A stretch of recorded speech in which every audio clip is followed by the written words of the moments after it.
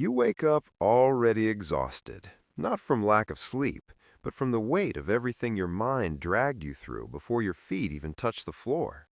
Conversations that haven't happened yet replay themselves in your head. Decisions you made years ago suddenly demand a retrial. Futures that may never exist line up, waiting to be rehearsed, revised, optimized. Your body is here, your breath is here, but you are somewhere else, arguing with ghosts, negotiating with hypotheticals, bracing for disasters that haven't earned the right to be real. Nothing is technically wrong, and yet something feels quietly unbearable. You were taught that thinking is power, that reflection is maturity, that analyzing your emotions makes you wise. So why does it feel like the more you think, the smaller your life becomes? Why does clarity never arrive, no matter how many times you circle the same thoughts? Why do answers multiply, but peace never does? Consider the paradox. The human mind evolved to solve problems, yet the modern mind is drowning in solutions to problems that don't exist. You plan, prepare, optimize, yet somehow end up paralyzed. You know yourself better than any generation before you, yet you feel less certain about who you are. You've been told that self-awareness is the key to freedom, but it often feels like a cage with transparent walls. You can see the exit, you can describe it perfectly, you just can't walk through it. Notice how your thoughts don't simply inform you, they interrogate you. Was that the right thing to say? Did that silence mean rejection? Should you have chosen differently? Should you choose differently now? Your mind speaks in the language of urgency, but delivers no resolution. It promises safety if you think just a little longer, dig just a little deeper, and so you comply again and again. But when was the last time thinking actually saved you? There is a strange intimacy between overthinking and fear, not the loud, obvious kind, the quiet kind that disguises itself as responsibility, as intelligence, as depth. You don't tell yourself you're afraid, you tell yourself you're being careful. You don't say you're avoiding life, you say you're preparing for it. Yet days pass, opportunities expire, moments lose their color, and all the while your inner world grows more complex, more crowded, more exhausting. Here's the unsettling question no one asks out loud. What if your greatest obstacle isn't trauma, bad luck, or lack of discipline, but the constant commentary in your own head? What if the thing you trust the most, your ability to think, is quietly sabotaging your ability to live? You've probably noticed this already in small ways, how joy rarely arrives without commentary, how even happiness gets evaluated. Is this enough? Will it last? What comes next? The mind doesn't rest in experience. It hovers above it, clipboard in hand, measuring, comparing, predicting. Life becomes something you observe instead of inhabit, a performance you critique instead of a rhythm you move with. And yet, you can't simply stop thinking. Telling yourself to just let go feels insulting, almost naive. The mind doesn't obey commands, it obeys patterns. And whatever's happening here is not accidental. It didn't come from nowhere. It was shaped, slowly, subtly, by forces older than you, deeper than your habits, and far more persuasive than you realize. Because overthinking isn't just a personal flaw, it's a symptom, a signal, a strategy that once made sense, then quietly turned against you. If that's true, if this relentless mental noise has roots buried far beneath your individual choices, then the real question isn't how to stop thinking so much. The real question is, why did your mind decide this was necessary in the first place? That answer changes everything. Overthinking did not appear in you like a defect. It emerged like a defense, quietly, intelligently, and with good intentions. Long before it became a prison, it was a shelter. To understand why your mind won't let go, you have to stop treating it as an enemy and start seeing it as a survivor. At some point, perhaps early, perhaps gradually, you learned that the world was unpredictable. Approval could vanish, safety could shift, Meaning could collapse without warning. And so the mind did what it has always done when faced with uncertainty. It tightened its grip. It began scanning for patterns, rehearsing outcomes, trying to outthink chaos. Overthinking is not excess intelligence, it is intelligence under threat. Carl Jung once warned that what we do not make conscious will live out its life through us and call itself fate. Overthinking is often the mind's attempt to make everything conscious, to leave nothing unseen, nothing unexamined, nothing unprepared for. But consciousness without wisdom becomes surveillance. You begin watching yourself live instead of living. You split into observer and observed, and slowly the observer takes control. Modern psychology gives this a name, rumination, but that word is too gentle. Rumination sounds passive, almost reflective. What's actually happening is compulsive meaning-making. The mind is trying to extract certainty from a world that refuses to provide it. And when certainty cannot be found, it creates simulations, imagined conversations, imagined failures, imagined futures, because imagined pain feels safer than unpredictable pain. Philosophy saw this long before neuroscience caught up.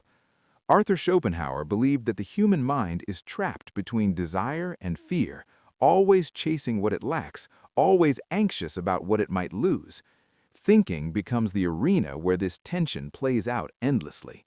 Friedrich Nietzsche went further, suggesting that excessive introspection is often a disguised form of weakness, not moral weakness, but a lack of trust in life itself. When you do not trust existence, you retreat into interpretation. You analyze because you no longer dare to affirm. Jean-Paul Sartre observed something even more unsettling. Self-consciousness intensifies suffering. The moment you step outside yourself to evaluate yourself, you are no longer free. You are performing for an internal judge. Overthinking, in this sense, is the price of radical self-awareness without self-acceptance. You are awake, but not at peace. Now layer society on top of this. You live in a culture that rewards explanation over experience. From childhood, you are praised not for being, but for understanding. How do you feel? Why do you feel that way? What does it say about you? Productivity culture tells you that every moment must be optimized. Social media trains you to view your life as content, something to be curated, framed, assessed.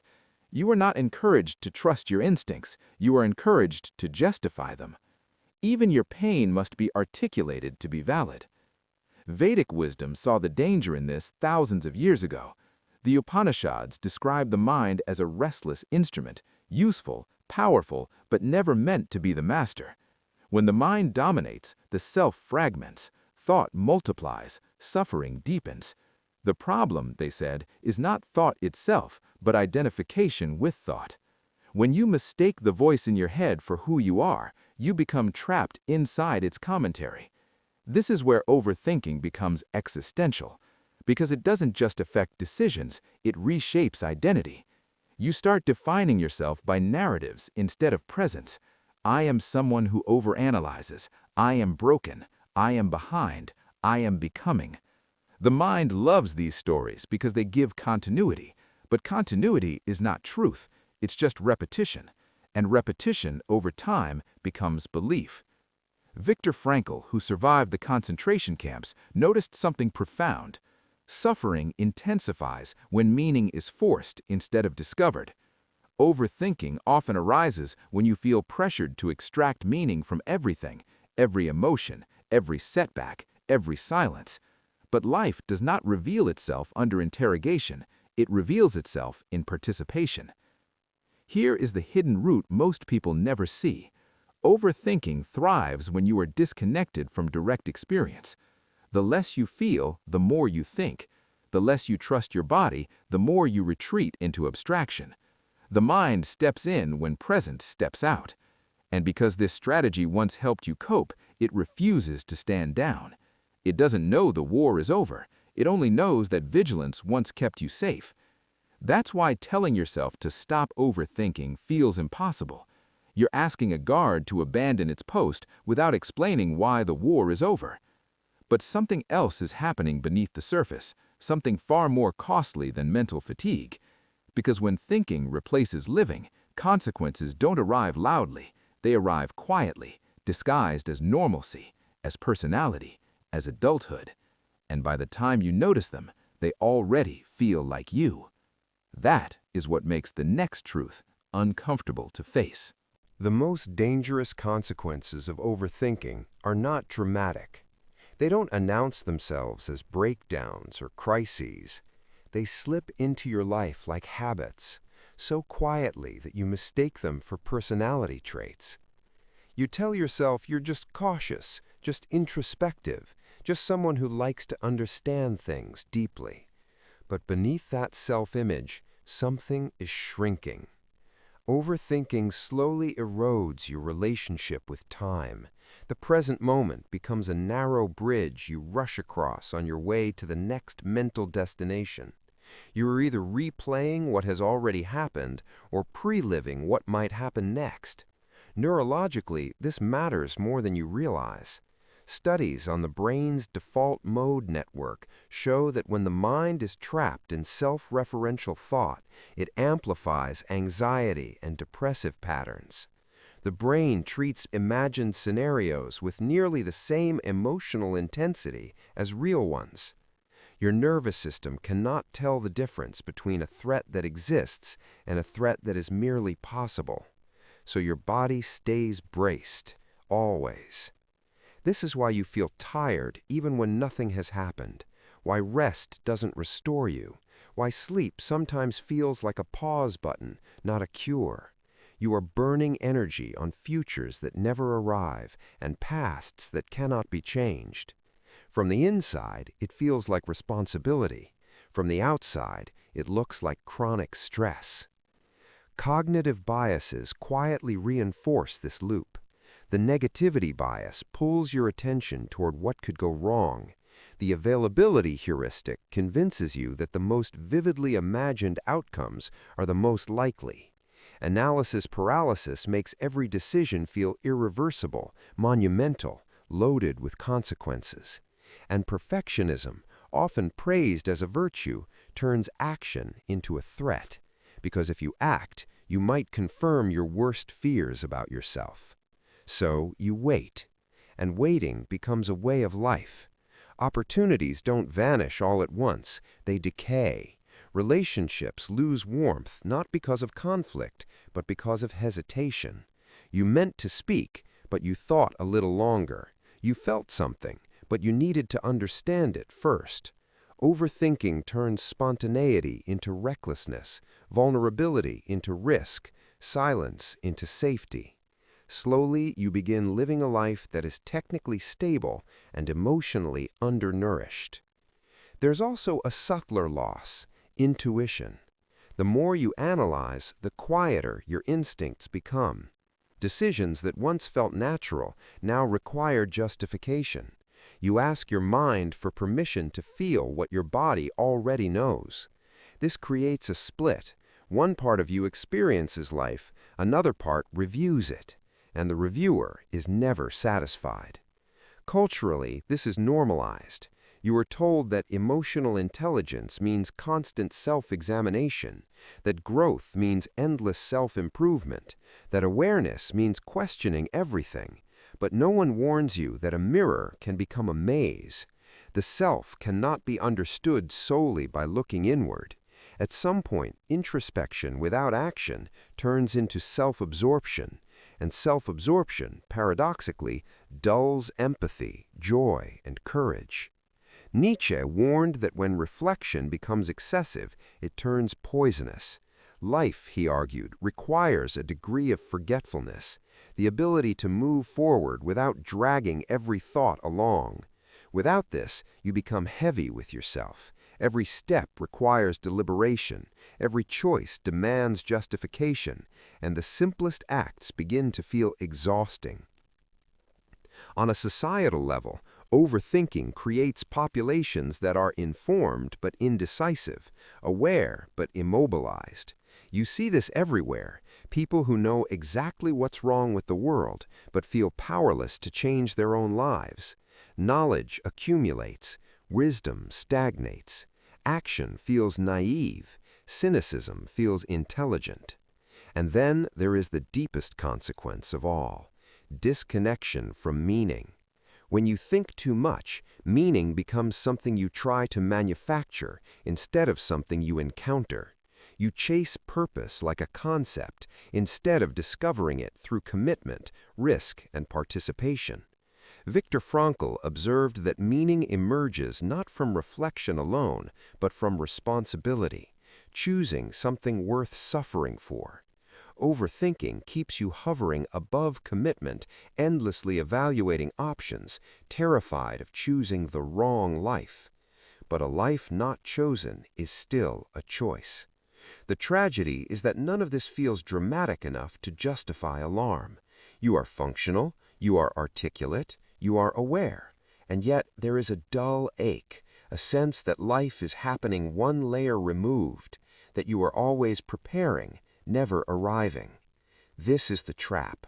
Overthinking convinces you that clarity precedes action, that once you understand enough, feel ready enough, analyze deeply enough, life will finally open itself to you. But what if that order is reversed? What if clarity is not the cause of movement, but its consequence? That possibility is threatening because it suggests that thinking has been stalling you, not protecting you, that the very tool you trusted to keep you safe has been quietly keeping you small. If that's true, then breaking free will not come from thinking better.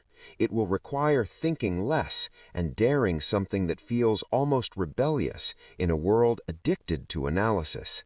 That is where the real rupture begins. The rebellion does not begin with control. It begins with surrender. Though not the kind you've been warned against, not resignation, not passivity. This is a quieter, more dangerous surrender, releasing the belief that your mind must supervise every moment of your existence. This is where everything you've been taught starts to fracture. You were told that awareness equals mastery, that if you just understand yourself deeply enough, you'll finally be free. But the people who actually broke free didn't think their way out. They moved their way out. They acted before certainty arrived. They trusted something older than thought. Consider this: every meaningful change in your life likely happened before you felt ready. You spoke before you had the perfect words. You left before you had a guaranteed plan. You said yes while still afraid. In hindsight, those moments feel alive precisely because they bypassed excessive deliberation. Action collapsed the noise. Reality answered questions thinking never could. This is not anti-intellectualism, it's hierarchy restoration. Vedic philosophy makes this distinction clearly. The mind is a tool, not a ruler. When the tool becomes the authority, life loses its rhythm. The Bhagavad Gita speaks directly to this imbalance: action without attachment to outcome. Not because outcomes don't matter, but because obsession with them fractures presence. When you act fully, thinking aligns naturally. When you overthink, action disintegrates. The rebellion, then, is not about silencing thought, it's about dethroning it. One of the most counterintuitive shifts is learning to trust discomfort. Overthinking exists to eliminate uncertainty, yet uncertainty is the birthplace of growth. Nietzsche called this amor fati, the love of fate, not passive acceptance, but radical participation, to say yes to life as it is, not as it has been rehearsed in your head. Start noticing this: the mind screams the loudest right before a meaningful leap, before honesty, before creation, before commitment. It warns you with logic, with scenarios, with statistics, but courage has never been logical. If it were, no one would ever risk loving, creating, or becoming anything beyond what they already are. Psychologically, breaking free requires re-educating your nervous system. You don't think your way into safety, you experience it. Small, deliberate actions taken despite mental noise begin to teach your body that nothing catastrophic happens when you stop overanalyzing. This is exposure therapy at the level of existence. Speak before you feel fully prepared. Decide with 70% clarity instead of waiting for 100%. Let some thoughts pass unanswered. Let some questions remain open. This will feel irresponsible at first. That's because you've mistaken control for care. There's a story about a centipede asked how it coordinates its 100 legs. The moment it tried to think about it, it froze. The body already knows what the mind is trying to manage. So do you. Sartre argued that freedom is terrifying because it removes excuses. Overthinking often functions as a delay tactic, a way to postpone responsibility for choice. But freedom is found in commitment. Once you choose, anxiety doesn't disappear, but it becomes directional. It fuels movement instead of stagnation. This rebellion is subtle.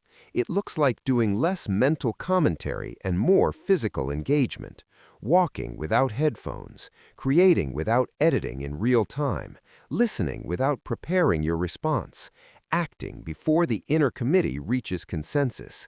And here's the quiet miracle. When you act, thoughts reorganize themselves. The mind follows behavior. Confidence is not a prerequisite, it's a byproduct. Clarity does not arrive before motion, it arrives from it. This is why people who overthink admire those who seem simple, grounded, or present. Those people aren't less intelligent, they're less divided. Their energy isn't consumed by internal debate, it's directed outward into participation. The rebellion asks one final uncomfortable thing of you: to accept that you will never think your way into a perfect life. There will always be uncertainty, always risk, always incomplete information.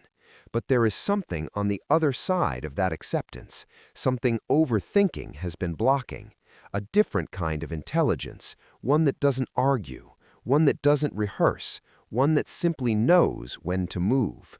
And once you taste that, the final realization becomes impossible to ignore. There comes a moment, quiet, almost unremarkable, when you realize the struggle was never with life, it was with your refusal to fully enter it. The ultimate truth is not complicated, but it is devastating to the overthinking mind. You were never meant to live inside your thoughts. Thought was meant to serve life, not replace it. The mind is a map, not the territory. And somewhere along the way, you mistook the map for reality and wondered why everything felt flat, distant, unreal. Here is the realization that rearranges everything. Peace is not found by resolving every question. It is found by outgrowing the need to ask them. This is why no amount of analysis ever satisfied you, because the questions you were asking were not meant to be answered intellectually. They were meant to be lived through. Meaning does not emerge from contemplation alone. It emerges from friction, from contact, from choosing, acting, failing, adjusting, and continuing anyway. Viktor Frankl understood this deeply. He saw that people collapse not from suffering, but from suffering without direction. Overthinking keeps you circling meaning instead of embodying it. You keep asking, "What is my purpose?" when the real answer only appears after you commit yourself to something imperfect, something uncertain, something real. The mind hates this truth because it dissolves its authority. If you don't need certainty to act, then the mind loses its bargaining power. If you don't need clarity to move, then fear loses its grip. If you don't need a perfect self-concept to live, then identity becomes fluid again, alive instead of rigid. This is what the ancient teachings were pointing toward. The Upanishads did not tell you to destroy the mind, but to see through it, to recognize that you are not the stream of thoughts, but the awareness in which they appear. When you stop clinging to every thought as a command, something extraordinary happens. Silence returns, not as emptiness, but as space. And in that space, life rushes back in. You begin to notice that reality has been waiting patiently while you were thinking about it. Sensations sharpen, time slows, choices feel cleaner, not easier, but clearer. You stop trying to optimize your life and start inhabiting it. You don't become fearless, you become willing. This is the paradox that resolves everything. Thinking less does not make you shallow, it makes you whole. Nietzsche spoke of the yes-sayer, the person who affirms life not because it is safe, but because it is alive. To say yes to life means accepting that uncertainty is not a flaw in existence, it is the price of participation. The attempt to eliminate it through thought is what suffocates you. When you stop overthinking, you don't lose intelligence, you recover instinct. You remember that the body has its own wisdom, that action teaches faster than reflection, that experience answers questions analysis cannot even articulate. And perhaps the most liberating truth of all, you don't need to fix yourself before you live. Overthinking convinced you that you were unfinished, unready, incomplete. But life was never waiting for a final version of you. It was waiting for your presence, your risk, your attention. You don't become real after you understand yourself. You understand yourself by becoming real. So the invitation is simple, but uncompromising. Let some thoughts go unanswered. Let some paths remain unexplored. Let some decisions be irreversible. Let life teach you what no amount of thinking ever could. The mind will protest, it always does, but eventually it quiets, not because you forced it to, but because it no longer needs to protect you from living. And in that quiet, something unmistakable emerges. Not certainty, not perfection, but aliveness. That was the thing you were searching for all along, not in your thoughts, but in your life.